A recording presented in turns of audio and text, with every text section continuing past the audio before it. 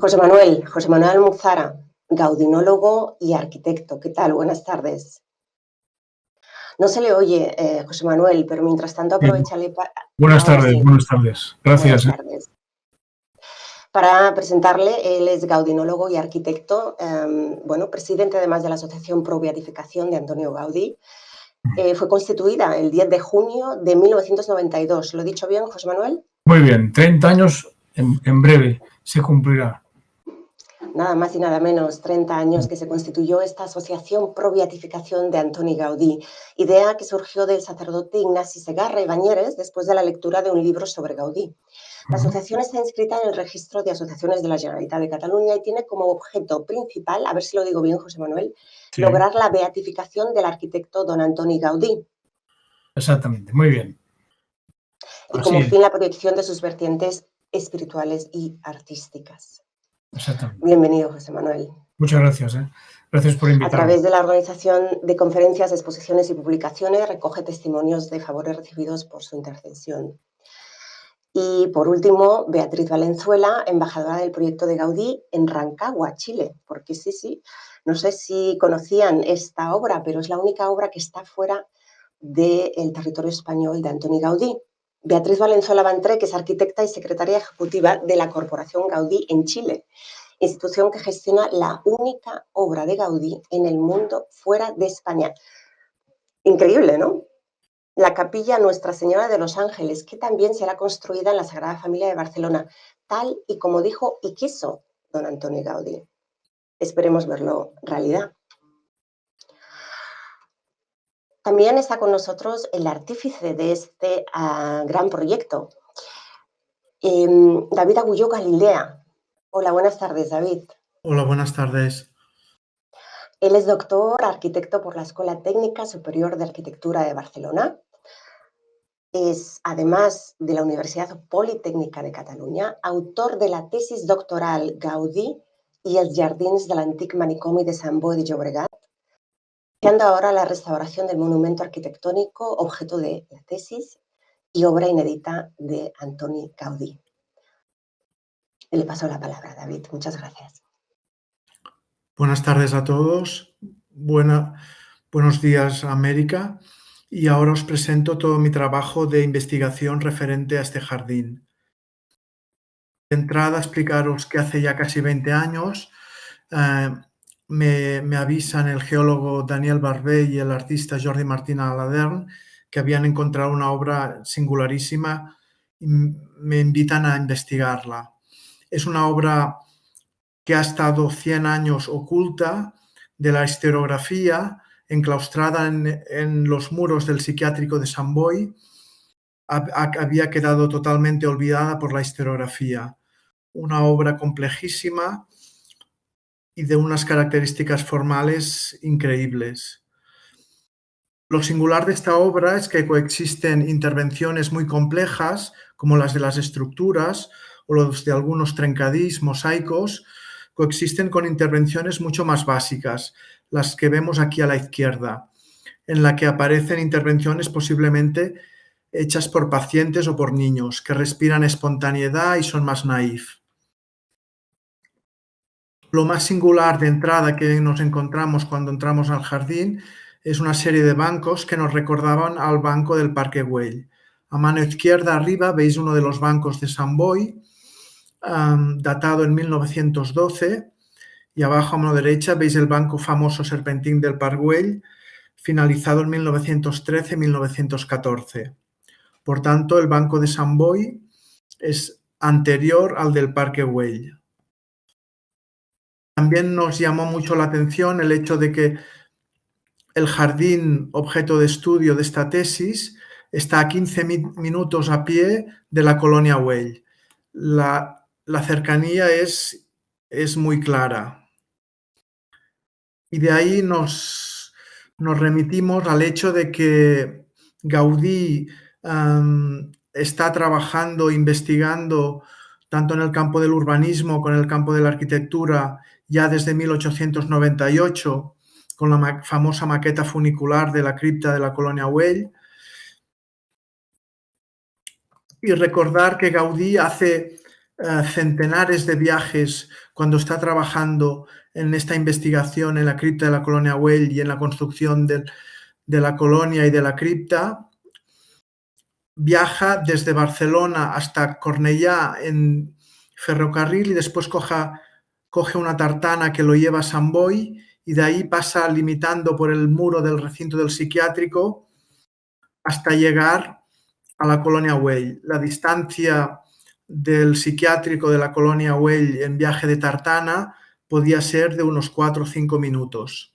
Así que la proximidad es innegable. Tenemos facturas, hemos encontrado facturas de viajes de Gaudí en tartana desde la colonia Güell a Sant Boi, no especificando a dónde va.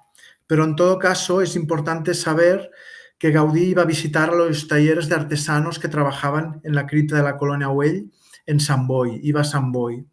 Después lo sabemos por estas facturas y después sabemos que Lluís Parés y sus albañiles eran nacidos en Sant Boi y trabajaron tanto en el Parque Güell como en la cripta de la colonia Güell.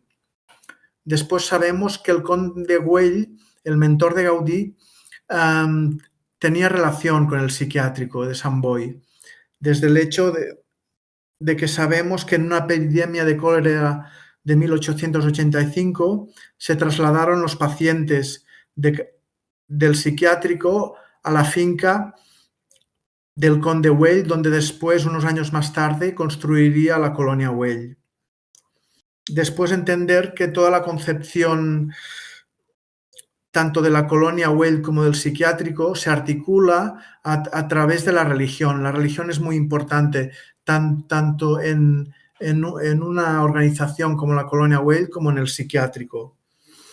Después es importante entender que en 1905 acaecieron en la colonia Güell una serie de supuestos milagros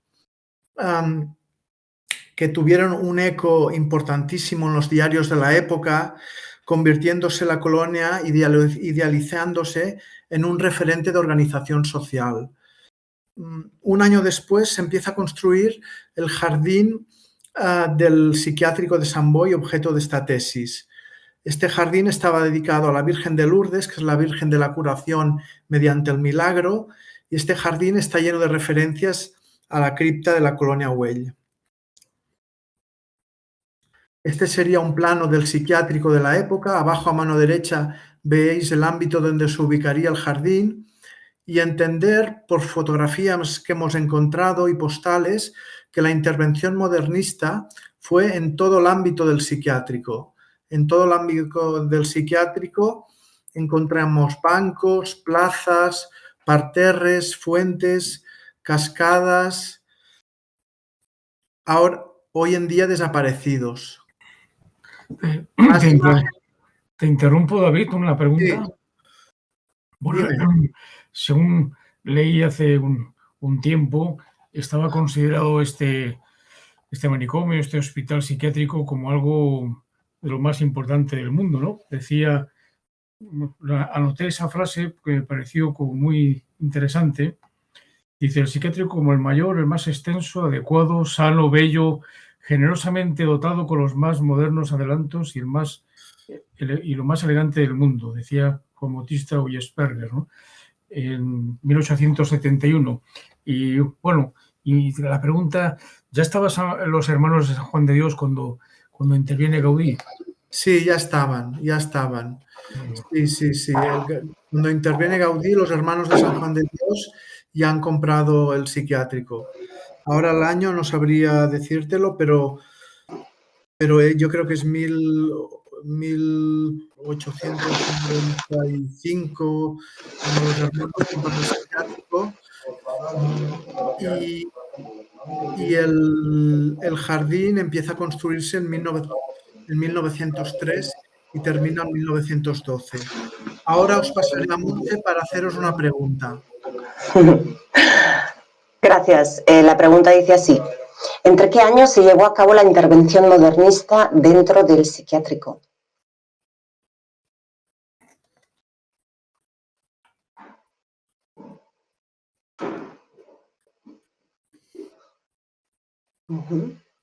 Tenemos ya varias personas que están contestando. Al final de la sesión veremos los resultados.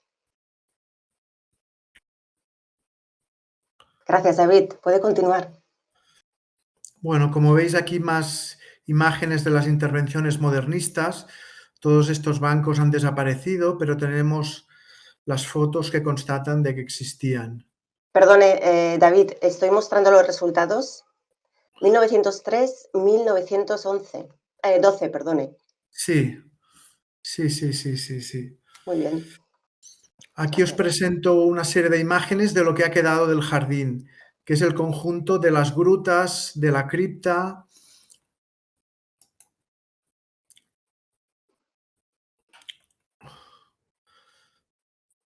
Y de la capilla dedicada a la Virgen de Lourdes, del lago. Todo esto es lo que ha quedado y lo que se conserva de este jardín, que es la parte más importante. Vemos aquí los tres elementos que configuran el jardín, que es la cueva cascada de 1906, una construcción en forma de montaña coronada por un baldaquín, la capilla de la Virgen, una virgen en forma de dragón que contenía la escultura de una virgen, y la plaza de los bancos, una plaza demarcada por bancos con mosaico. Había un lago que cosía, que vinculaba y vertebraba estos tres espacios. Ahora este lago se ha perdido, pero la idea es volverlo a recuperar. Una imagen del jardín en el estado actual, secciones y planta del jardín con el lago.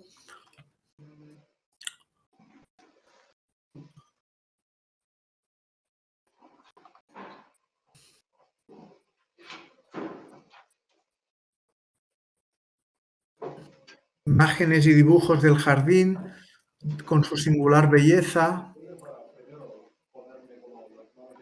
Bueno, el hecho importante aquí es constatar de que de que esta construcción alude a muchas obras de Gaudí antes de que éstas se hayan realizado. Hay una serie de indicios gaudinianos que nos llevan a entender que aquí aparecen referencias a obras de Gaudí antes de que se realicen o mientras se están realizando. Hay alusiones a la Sagrada Familia, a la Casa Milà, a la cripta de la Colonia Güell y al Parc Güell. Respecto al Parc Güell, encontramos una serie de bancos y hechos con mosaico datados en 1912, como veis aquí abajo, que remiten a los bancos en serpentín del Parque Güell. Veis aquí a mano izquierda una foto de la época, de 1911, donde los mosaicos del banco aún no están del todo colocados. Y en 1912 aquí tenemos ya prefigurado una construcción en forma de bancos que aluden directamente a las obras de Gaudí. Vemos la sección de los diferentes bancos, a mano derecha arriba la sección del banco de Sant Boi y a mano izquierda arriba la del banco serpentín del Parque Güell. La sección es prácticamente la misma. La sección se configura a partir de curvas parabólicas, medias cañas y respaldos inclinados. Abajo a mano derecha tenéis una imagen del banco serpentín de Sant Boi. Ahora os presento también más mosaicos del banco de Sant Boi comparados aquí a mano derecha con el banco del Parque Güell. El banco del Parque Güell, el trencadís es mucho más complejo, más sofisticado. El de Sant Boi es más simple, más básico, pero no por ello falto de interés. En cuanto a las construcciones que existen en Sant Boi, recuerdan en cuanto a las estrategias estructurales a la hora de conseguir que las estructuras estén en equilibrio, recuerdan mucho a los viaductos del Parque Güell. Es mediante la masa que se consigue reconducir las isostáticas, las líneas de tensión principal, al núcleo central de los soportes, mediante jardineras y aquí el baldaquín. Después, referente a los vínculos de esta construcción con la Sagrada Familia, son muchos. De entrada, aquí en Sant Boi encontramos unas estructuras muy singulares. son superficies que tienden o se aproximan formalmente a algunas cuádricas regladas, como los hiperboloides de una hoja y los helicoides. Adosando verticalmente bloques de piedra sin desbastar y con una junta de mortero mínima, se consiguen superficies nervadas y arborescentes donde los bloques están situados y dispuestos en ocasiones coherentemente a las leyes geométricas de las superficies regladas. Entonces aquí aparecen trazas análogas a las curvas y rectas que las forman. Aparecen generatrices, directrices y hipérbolas. Veis aquí a mano izquierda, por ejemplo, estos hiperboloides, el hiperboloide de la cúpula principal y los de los pilares. Y a mano derecha arriba el esquema conceptual de lo que nos encontramos aquí en Sant Boi, que es lo siguiente: un medio hiperboloide cóncavo en forma de cúpula que se apoya en 7 pilares en forma de medio hiperboloide convexo en forma de pilar. Después hay toda una serie de formas orgánicas que entreligan los dos sistemas estructurales. Aquí vemos la planta del conjunto modernista de la Cueva Cascada, con sus 7 pilares, su planta elíptica y las cúpulas en forma de medio hiperboloide convexo. David, te quería preguntar, porque has dicho al principio que 2 amigos me hicieron ver que existía este jardín invisible y que se descubre. Entonces, ¿cuáles fueron tus emociones o tu forma de plantearte el trabajo de investigación, ¿no? Para llegar a todo esto que estamos descubriendo tan maravilloso y que aparece el inicio, un laboratorio de lo que Gaudí hace no solamente en la Colonia Güell, sino también luego aplicado a la Sagrada Familia y otras construcciones? Bueno, primero fue muy improvisado. Con mis 2 compañeros de investigación empezamos a establecer estas analogías entre la obra de Gaudí y la obra de Sant Boi, y fue un trabajo de ratoncito, de ir poco a poco, de ir buscando y comparando, a conseguir y entender la cronología de todo el trabajo de Gaudí. Después ya hice yo todo un trabajo por mi cuenta, que es lo que explicaré después y más adelante, ya vinculado más a la tesis, en cuanto a toda la parte simbólica, etcétera, histórica, de contextualizar históricamente, y después todo el análisis estructural y constructivo. Bueno, pues sigo y os cuento que aparecen aquí estos pilares en forma de medio hiperboloide convexo. Aquí el esquema arriba a mano derecha y al centro el esquema de las estructuras. Y bueno, todo este esquema plantea muchas analogías con el esquema estructural de las naves de la Sagrada Familia. Gaudí empieza a pensar en ello en 1915, construyendo una maqueta a escala 1:10 de yeso, y en 1921 la termina.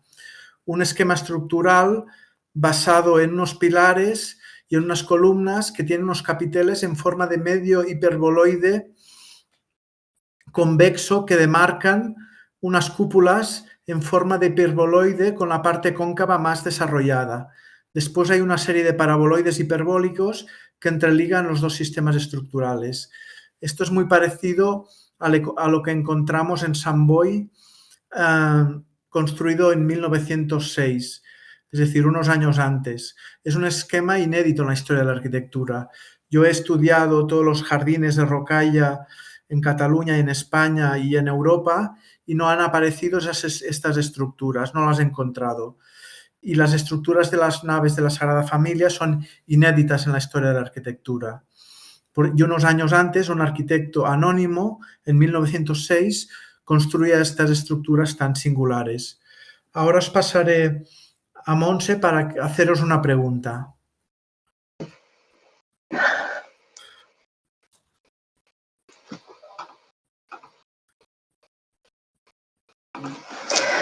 ¿Qué se hizo antes? ¿Me oís? Sí. ¿Qué se hizo antes, la construcción de la cueva cascada de Sant Boi o la maqueta de las naves de la Sagrada Familia? Es facilita esta, ¿eh? Damos unos segundos para contestar.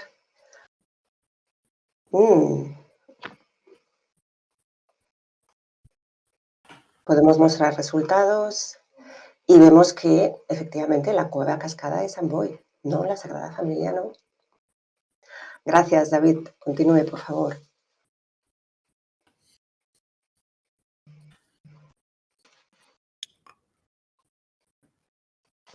Gracias.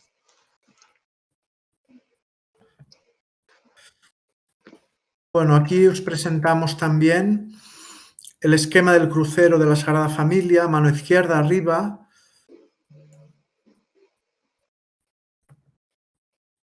A mano izquierda arriba, que este sí que es muy parecido al esquema de la cueva cascada de Sant Boi. En el crucero de la Sagrada Familia encontramos un medio hiperboloide cóncavo demarcado por pilares que acaban en sus capiteles en forma de medio hiperboloide convexo. Después hay una serie de formas de cesta que entreligan los dos sistemas estructurales. Y este esquema es el mismo que encontramos en la cueva cascada de Sant Boi.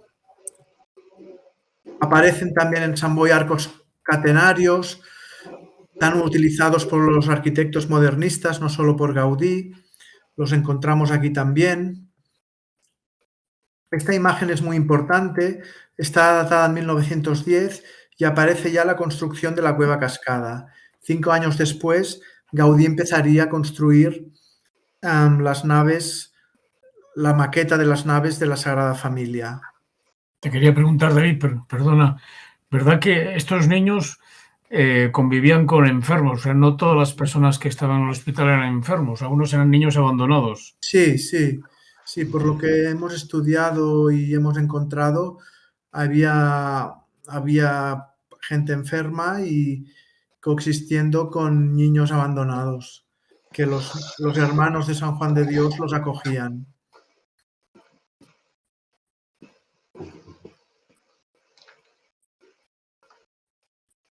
Bueno, la cripta de la colonia Güell también es aludida en Sant Boi. Por ejemplo, en la cúpula principal de la cueva cascada, donde aparecen toda una serie de nervios que recuerdan mucho la maqueta funicular, aquí abajo a mano derecha.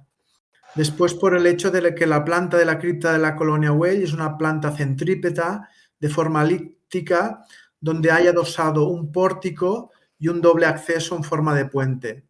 En Sant Boi encontramos lo mismo, aquí abajo, una planta elíptica, un pórtico y un acceso a la parte superior con doble acceso en forma de puente.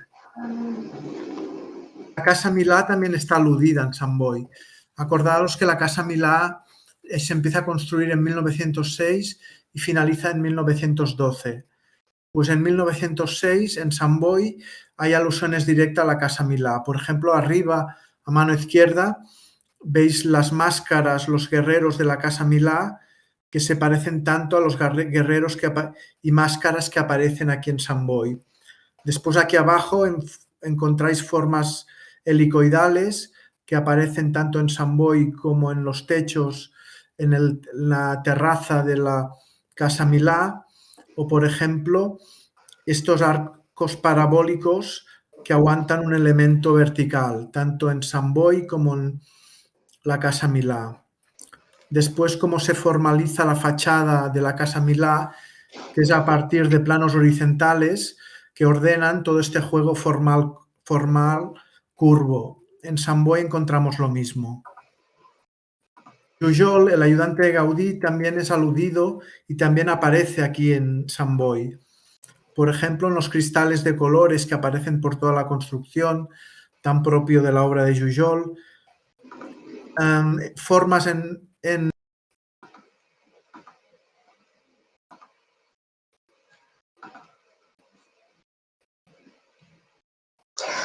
Vale, parece ser que hemos tenido un pequeño problema con la conexión de David. Si os parece, yo os voy a hacer una pregunta mientras intentamos volver a conectarnos con él. Iniciemos. Y mientras tanto, José Manuel, ¿quiere añadir algo a lo que estaba comentando hace unos instantes David? No, que es realmente sorprendente, ¿no? Y que personas como David, ¿no? Y estos dos colaboradores, pues durante entre 15 y 20 años han estado investigando.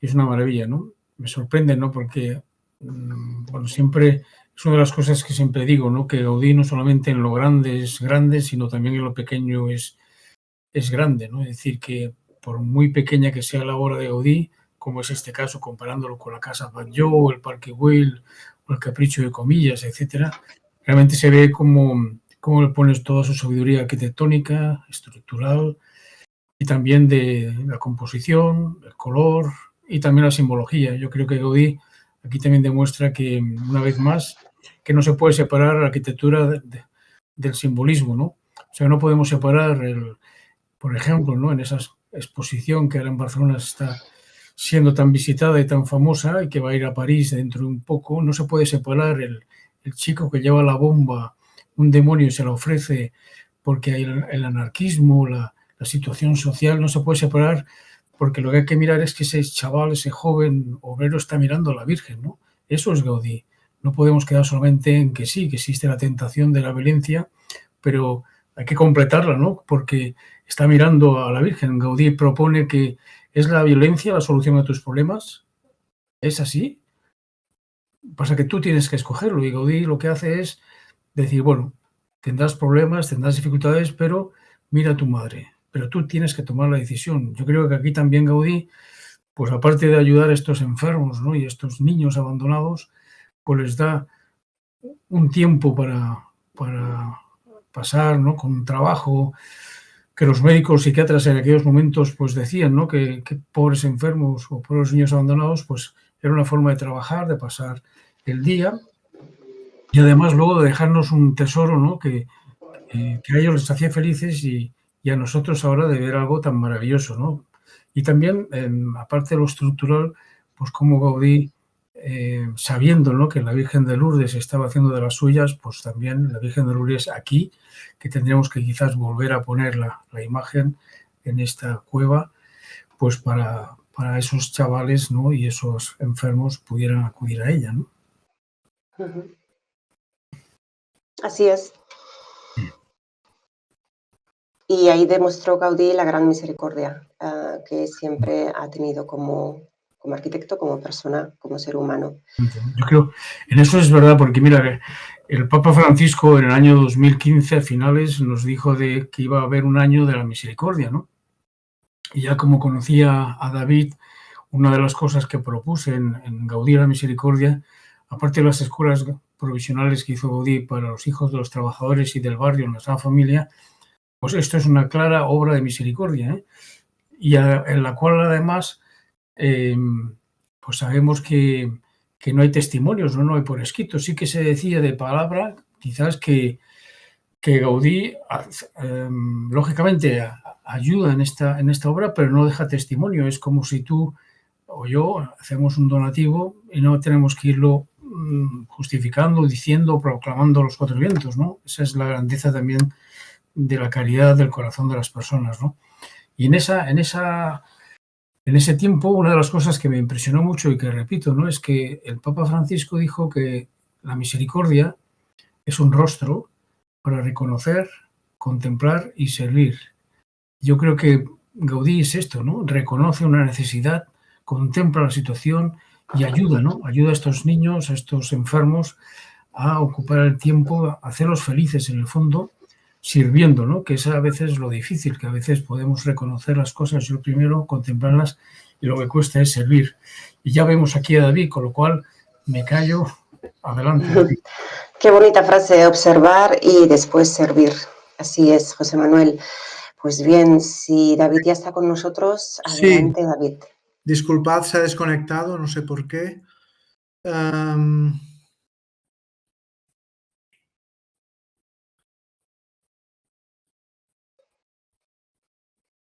David, estábamos comentando ahora la diapositiva 34, anteriormente la 33, la Capilla de la Virgen.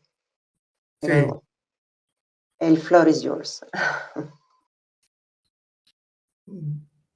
Bueno, más nos habíamos quedado aquí, más imágenes que vinculan esta obra a Jujol también. A mano izquierda vemos estas formas curvas que aparecen en Sant Boi, que aparecen también en el Banco Serpentín del Parc Güell y en la barandilla de la escala del Teatre del Patronat Obrer de Jujol. Esferas partidas por 3 trozos aparecen y por 4 trozos aparecen tanto en Sant Boi como en el Parc Güell. Y trencadís en forma de palmas aparecen también aquí arriba a mano derecha en Sant Boi como en el Parc Güell. Toda la referencia a lo geológico, a lo tectónico que aparece tanto en la obra de Gaudí, a Montserrat, también aparece también aquí en Sant Boi. Estas formas que recuerdan tanto a Montserrat, a sus peñas, etc. Entender que estos jardines de Rocalla provienen de una tradición que viene tanto de Oriente como de los ninfeos griegos.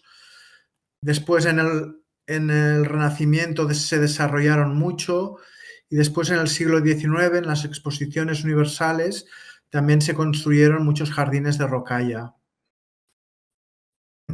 Aquí en Cataluña hay muchos importantes como el Parc Samà, donde Gaudí estuvo trabajando, ayudando a Fontserè, o en la Ciutadella, que también tuvo la participación de Gaudí de joven.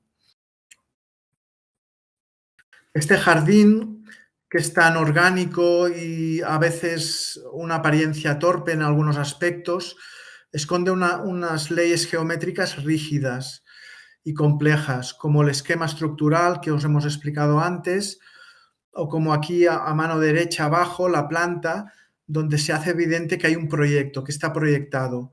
Si tomamos como origen la llave de bóveda de la capilla de la Virgen, podemos circunscribir un círculo que abarca los extremos de la construcción.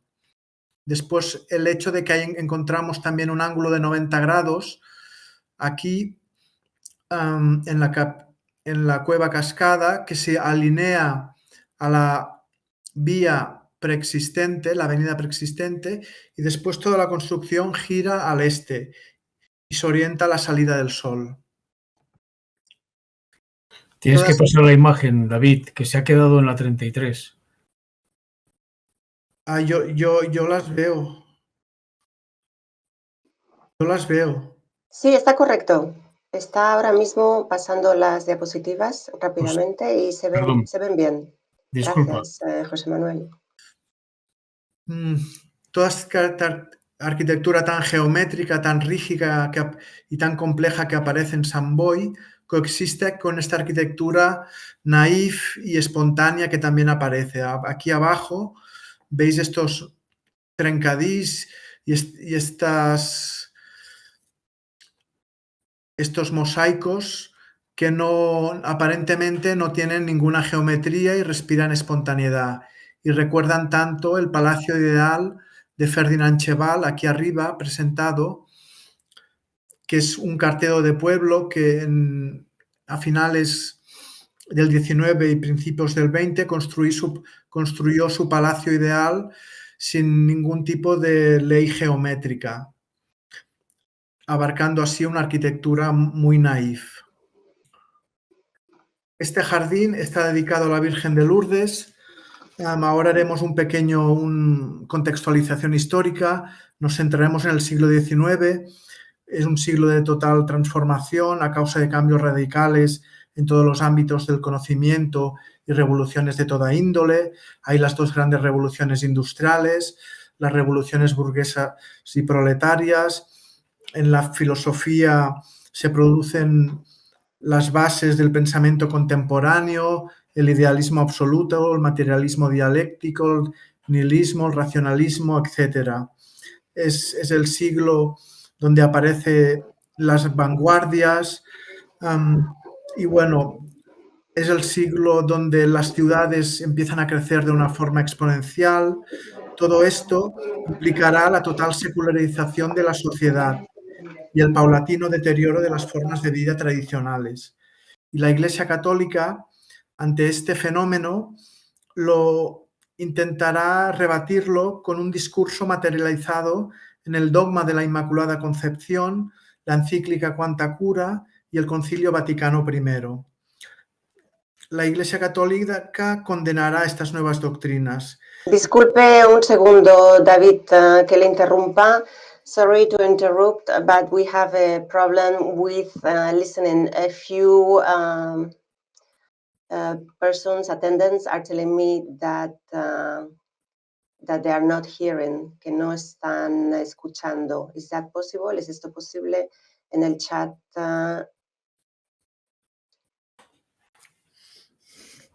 varias personas dicen que a David no se le escucha.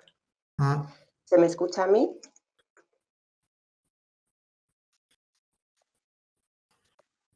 Vale, a mí sí que se me escucha, pero a David no. So apparently, Ashraf, they are not listening David, but they are listening me. So maybe it's a mute problem from... Ok, David, ok, vale. Ahora dicen que a David bien. Ok, ¿Sí? Pues adelante, David, perdone. Bueno, empezaré de nuevo esta diapositiva explicando que el siglo X... Haré una contextualización histórica de la época, ¿no? Y nos remitiremos al siglo XIX, un periodo de total transformación a causa de cambios radicales en todos los ámbitos del conocimiento y revoluciones de toda índole. Hay las dos grandes revoluciones industriales, las revoluciones burguesas y proletarias. En las filosofías se producen las bases del pensamiento contemporáneo, el idealismo absoluto, el materialismo, el nihilismo, el racionalismo.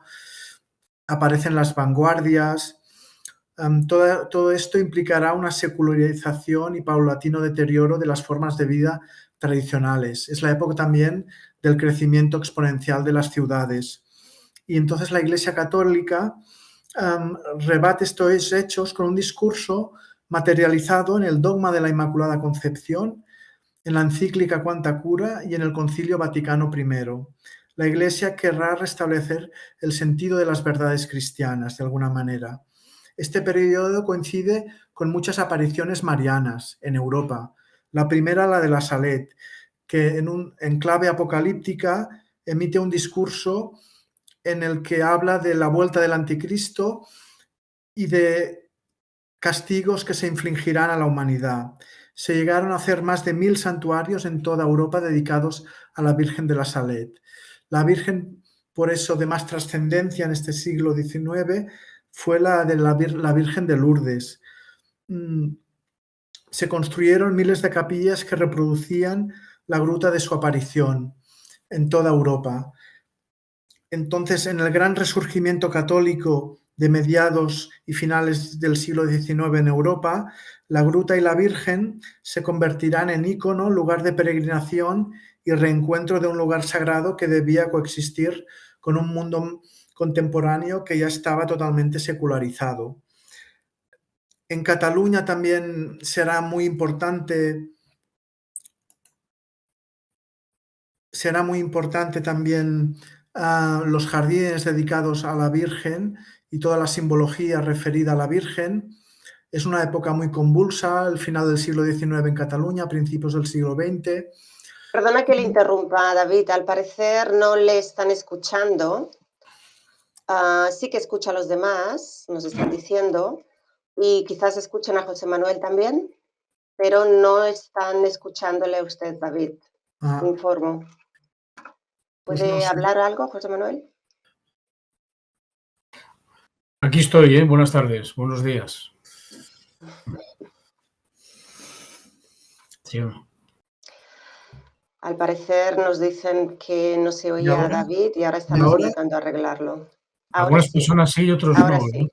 Ahora sí. Pero se está grabando y al final lo podremos ver todos. Exacto, ¿no? Eso es lo importante, que se está grabando y lo podremos ver todos. Así Siempre que adelante. El directo es más emocionante, pero bueno.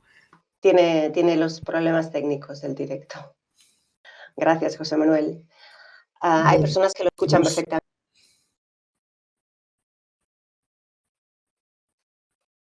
Adelante. Bueno, pues la idea es esta, un siglo XIX convulso, las apariciones marianas, que algunas de ellas emiten un discurso en clave apocalíptica ante la irrupción de la modernidad y las nuevas formas de vida. En Cataluña es importante también todo este fenómeno. Es importante, por ejemplo, la fachada del nacimiento de la Sagrada Familia, que está llena de simbología mariana, con sus alusiones a la naturaleza, a la gruta, a la Virgen, coexistiendo con este discurso vinculado al libro del Apocalipsis de San Juan, con los ángeles con las trompetas del Apocalipsis o las torres de los apóstoles de la Jerusalén celestial del Apocalipsis. La pedrera también tenía que estar coronada por una gran escultura de la Virgen, que no se puso por miedo a que fuera destruida por los anticlericales y los revolucionarios. En todo caso, en Sant Boi también encontramos un jardín dedicado a la Virgen, un jardín dedicado a la Virgen de Lourdes, que emite también un discurso en clave apocalíptica. Por ejemplo, que veremos más adelante, la capilla de la Virgen tiene forma de dragón y la Virgen de Lourdes es muy extraña esta, porque tiene la corona de 12 estrellas del texto del Apocalipsis. Este dragón emite un lago en forma de agua y entonces todo esto remitiría al pasaje de la mujer y el dragón del Apocalipsis. Esta construcción, bajo una apariencia de arquitectura oriental, orgánica, tiene toda una serie de simbología y de morfología vinculada al templo cristiano. Es decir, la construcción está orientada a que es la orientación canónica del templo cristiano. La construcción tiene una serie de elementos y características formales, funcionales y simbólicas propias del templo cristiano. Aparece una capilla, una cripta, una torre, bóvedas, una llave de bóveda y contiene muchos elementos litúrgicos, como un altar, un baldaquino, una pila bautismal, esculturas de la Virgen y Bernardet, y se ejercía culto, como veis aquí en las imágenes. Acordaros que el templo cristiano occidental se fundamenta en el Apocalipsis. Aquí os enseño una imagen del Pantocrátor de San Climent de Taüll, una iglesia románica donde Jesús se le ve con el libro de la vida, el libro de la vida del Apocalipsis, y aparecen los ángeles del Apocalipsis. En el románico es Dios que conceptualmente, simbólicamente, es Dios que baja a la tierra con estas iglesias tan pequeñas, tan oscuras, y el gótico es todo lo contrario, es el hombre que se eleva a Dios, con esas alturas, esos colores que aluden a la Jerusalén celestial y recuerdan tanto a los tratados de Suger de Saint-Denis, vinculando el templo a la Jerusalén celestial del Apocalipsis. Entonces, yo aquí he hecho un trabajo, una investigación un poco singular, desde el momento que vinculo a esta obra y a Gaudí con las imágenes de los Beatos. Los Beatos es un libro que se hizo en el norte de España, en el siglo VIII, un monje en un monasterio, y básicamente ilustra el Apocalipsis, el texto del Apocalipsis. También ilustra pasajes del libro de Daniel, pero básicamente es el Apocalipsis. Entonces, este libro fue pasando de monasterio en monasterio por el norte de España y se fueron haciendo copias. Gaudí de joven se mueve por el norte de España, está en el arzobispado de Astorga construyendo, y ahí visitó los monasterios donde se habían escrito estos libros. Estos libros ya no estaban allí en los monasterios, pero Gaudí los visitó. También estuvo en Comillas, que limita con el Valle del Liébana, donde se escribió el primer beato. en la exposición de Barcelona de 1888 se expusieron 3 beatos. Uno de ellos, el beato de Gerona, que se había hecho en el norte de España, pero que en el año 1000 se trasladó a la Catedral de Gerona. Gaudí posiblemente pudo ver todos estos libros. Aquí os presentamos un medallón del Parque Güell, donde aparece esta forma en forma de esvástica de alguna manera y que aparece también en los tetramorfos de los beatos. Entonces,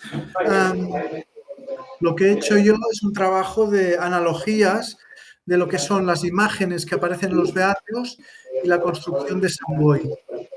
Por ejemplo, aquí vemos un cáliz en la imagen del bautismo de Cristo del beato, con 2 franjas de agua demarcando un ángulo de 90 grados. En Sant Boi encontramos un cáliz, aquí en forma de pilar,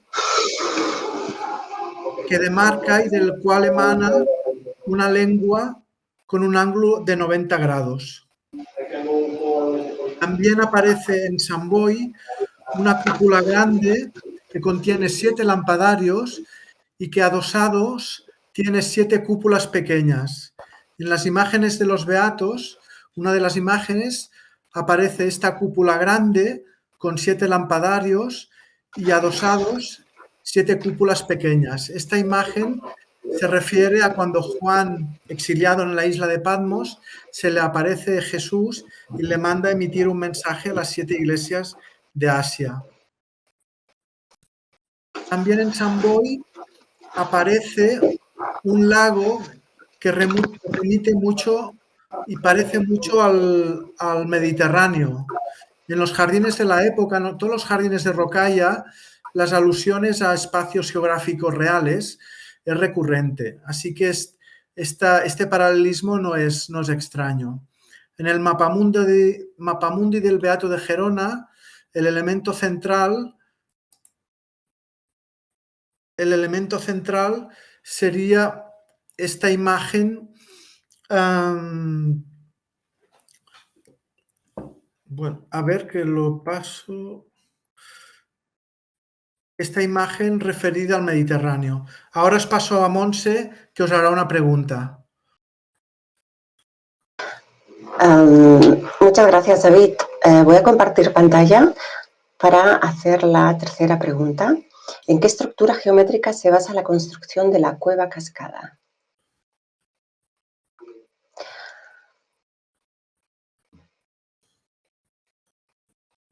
Muy bien, tenemos ya unos cuantos votos. Y os voy a dar ventaja, os voy a decir cuál es la próxima pregunta y así os la podéis ir preparando, si os parece bien. ¿A qué virgen está dedicada el jardín de Sant Boi? Una pequeña pista. Muy bien, pues tenemos 3 tipos de respuesta y la que parece que tiene más votos es en hiperboloides. Es correcta. Adelante. David, cuando quiera. Gracias.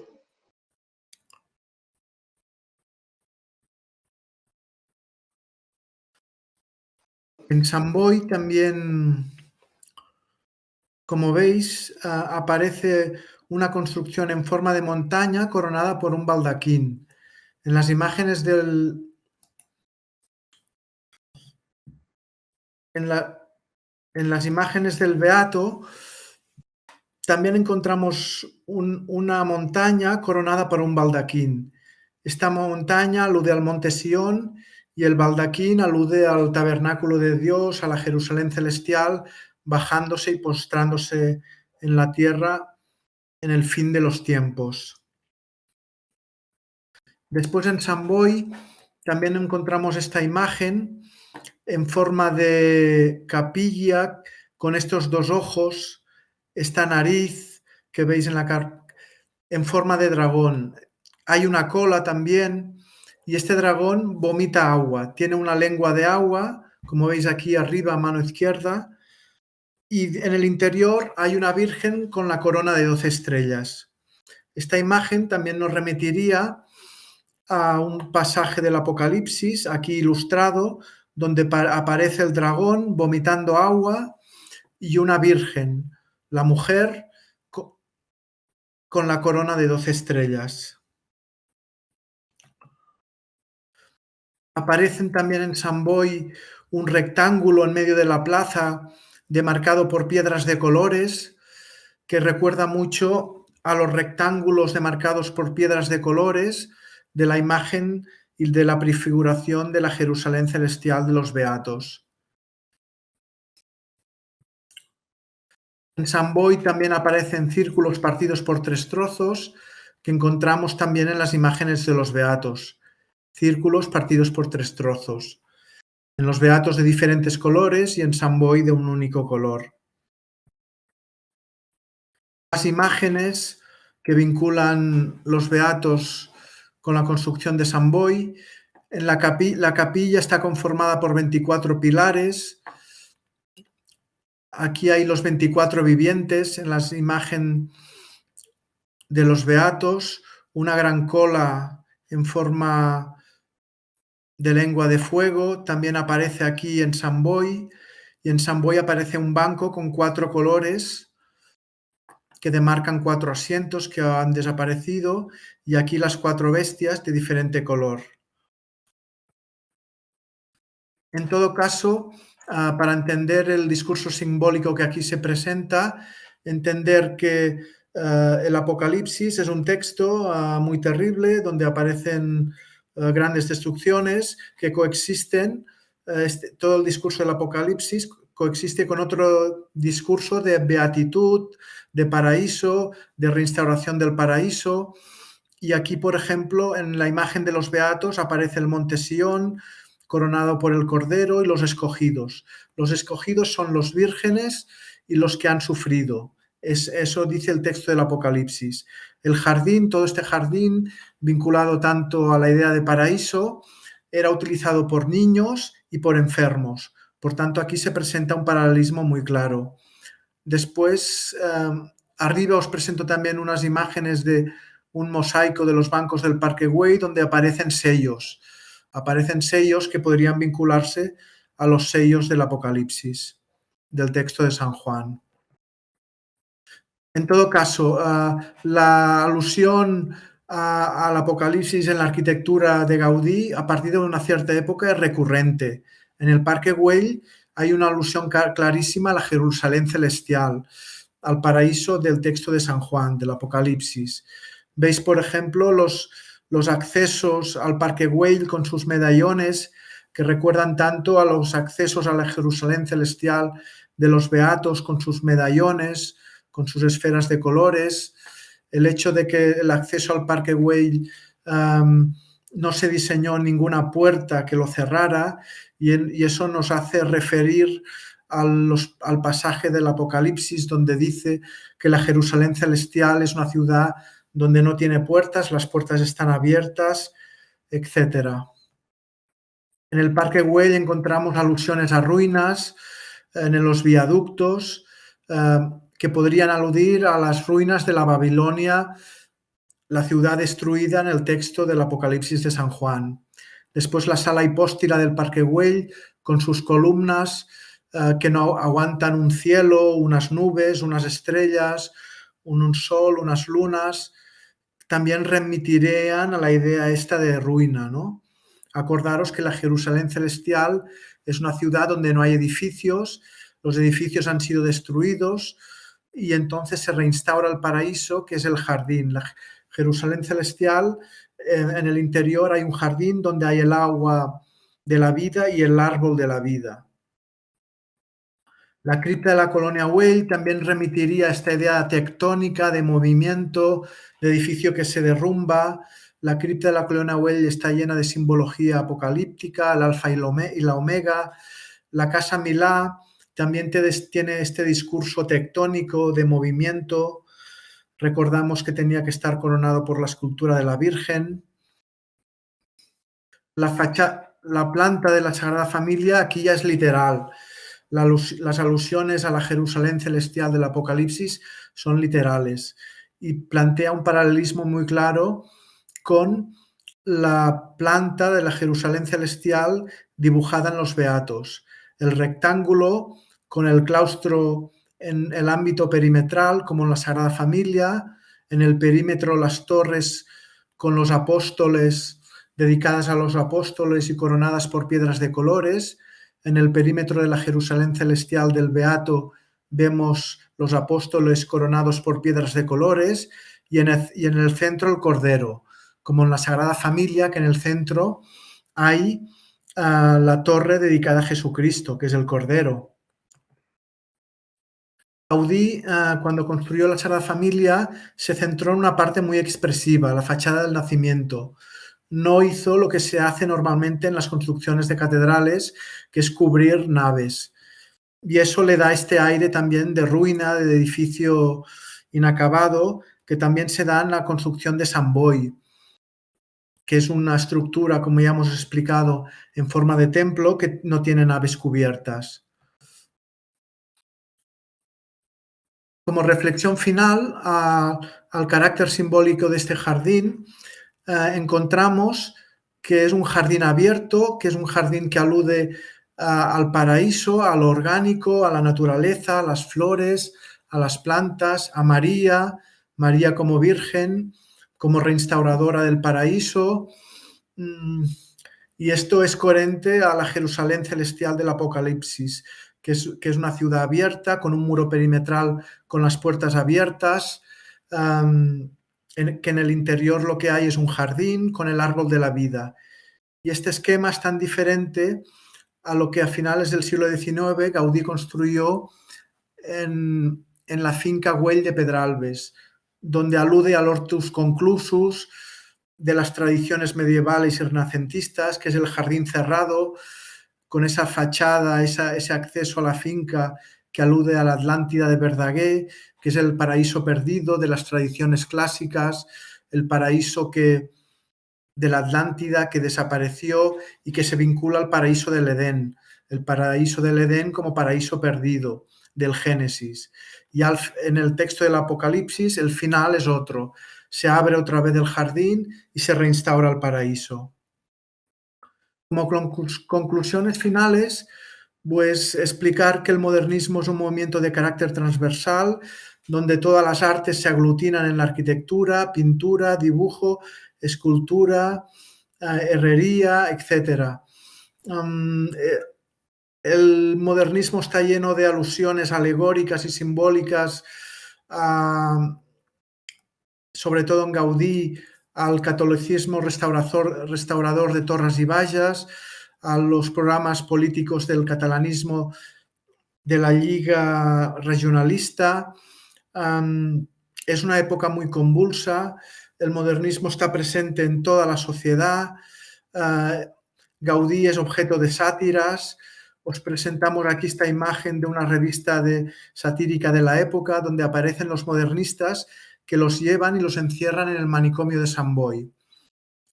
Para contextualizar un poco lo que pasaba, Gaudí era un personaje también muy satirizado. Gaudí es la figura principal del modernismo, todos los periódicos y revistas de la época hablan de Gaudí, es la época de la irrupción de las grandes ciudades que crecen exponencialmente.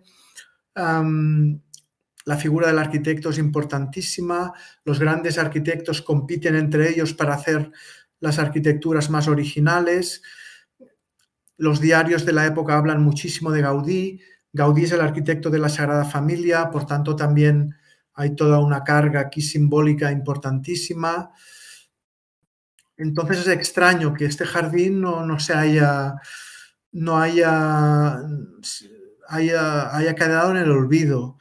Pero para ello tendríamos que referirnos al novecentismo, que es el movimiento artístico que vino después del modernismo. El novecentismo criticó mucho al modernismo. El novecentismo, movimiento artístico vinculado al poder político, donde la latinidad, la proporción, Mediterráneo, el clasicismo, son sus parámetros, choca con todo el discurso modernista, que era mucho más libre, más dinámico. Entonces los novecentistas leyeron a Gaudí, intentaron interpretar, asimilar a Gaudí, basándose en parámetros geométricos, constructivos y estructurales.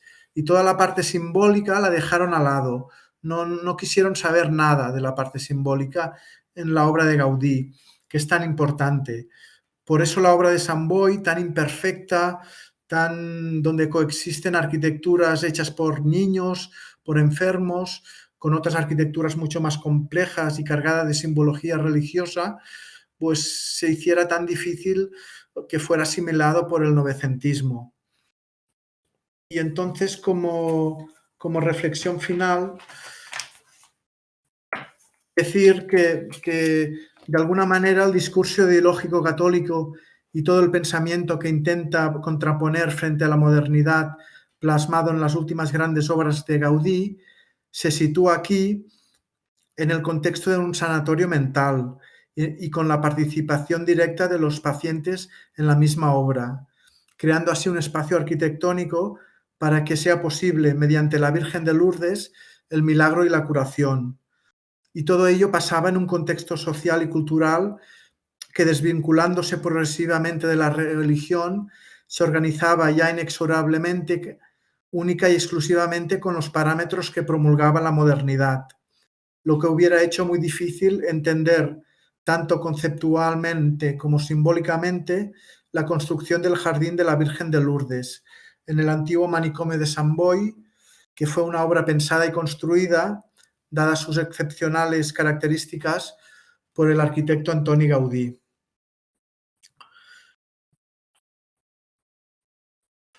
Aquí se termina esta ponencia. Deciros que a finales de agosto, principios de septiembre, se organizará un concierto por Yoko Suzuki, un concierto que será benéfico y que la idea es para que intentar ayudar a financiar la restauración de las obras del jardín, que serán y se realizarán, empezarán dentro de 3 semanas. Pues paso la palabra a Montse. Muchas gracias, David. Así es, a finales de agosto, principios de septiembre, con Yoko Suzuki. Y ahora que me gustaría pasar las últimas 2 preguntas. ¿A qué virgen está dedicada el jardín de Sant Boi? ¿A qué virgen está dedicada el jardín de Sant Boi? Muchas gracias por contestar. Os damos unos segundos. Y ya casi tenemos el resultado. Y lo vamos a enseñar aquí. Muy bien, 89% a la Virgen de Lourdes. Es correcto. Y por último, ¿qué libro medieval pudo inspirar principalmente a Gaudí para realizar este jardín? ¿El Beato de Manresa, el de Gerona o el de la Seu d'Urgell? Y efectivamente, vamos a dar unos segundos más. Han estado muy atentos, David, José Manuel. Un 100% de personas han respondido la respuesta correcta, al Beato de Gerona. Y ahora sí, les paso la palabra a José Manuel, David, por si alguna persona de la audiencia tuviera alguna pregunta. Muchas gracias, David. Muchas gracias, Montse, y fantástico tu trabajo, David, y que si ahora yo quisiera ir dentro de unos días a visitar con unos amigos este jardín que ya no es invisible, que ahora va a ser visible, ¿qué tengo que hacer? Bueno, tú, me puedes llamar a mí y yo os hago una visita, una visita guiada de forma exclusiva y privada. Exclusiva y privada, sí. Casco y cámara, ¿no? Sí. Pero la idea es empezar a hacer visitas. Hemos diseñado unos paneles explicativos que pondremos en el jardín. Muy bien. Y la idea es empezar a hacer visitas Y Aunque haya reformas, aunque se empiecen las obras en 3 semanas, se puede visitar, ¿no? sí, la idea es que coexista el hecho de que se puedan hacer visitas con las reformas. Muy bien, Como pasa en la Sagrada Familia, que la están construyendo exacto. y hay visitas. Pues aquí planteamos el mismo esquema, la misma idea Estupendo. de que hacer visitable el jardín, de que la gente pueda venir a verlo y disfrutar del mismo, que es un O sea, que a lugar través de excepcional. Barcelona Off Travel o a través tuyo se puede organizar, ¿no? Sí, sí, bueno, esto lo hemos de acabar de hablar con Parque Sanitario San Juan de Dios, Muy bien. pero lo hemos de acabar de hablar con ellos, que ellos decidirán, tienen la última palabra, pero la Claro. idea es empezar a poder hacer Disculpe, visitas. David, hay una pregunta de Marta Eri. ¿Qué empresa restaurará los jardines? No se sabe aún. Está en un concurso que entre hoy y mañana se decidía la empresa. No se sabe. Ujú. De acuerdo, gracias. Muy bien. Pues ahora sí, Tenemos si no hay más preguntas. el 11 de junio, María Elena Catelli de Italia viene el 10, 11 y 12 de junio porque celebramos, bueno, Ujú. recordamos más bien el fallecimiento de Antonio Gaudí el 10 de junio. Habrá Así es. un acto en la San Felipe Neri, el día 11, que es sábado, por la mañana Colonia Güell y por la tarde contigo, David, ¿verdad? Pues Sí, una sí, visita a sí. estos jardines, ya será en junio. Y el día 12, pues misa en la Basílica de San Familia. Entonces, también recordaremos los 30 años de nuestra asociación y que Gaudí nada más y nada menos que va a cumplir el 25 de junio 170 años. Y ese día, 25 de junio, sábado, y nuestra idea es visitar Reus y Riudoms y como Gaudí hace, pues crear puentes que une, en este caso, dos poblaciones del Baix Camps de Tarragona, unidas por Gaudí y a veces no tan unidas por Gaudí, pero bueno, que al menos haremos lo posible para unirles en esos días 25 de junio. Perfecto.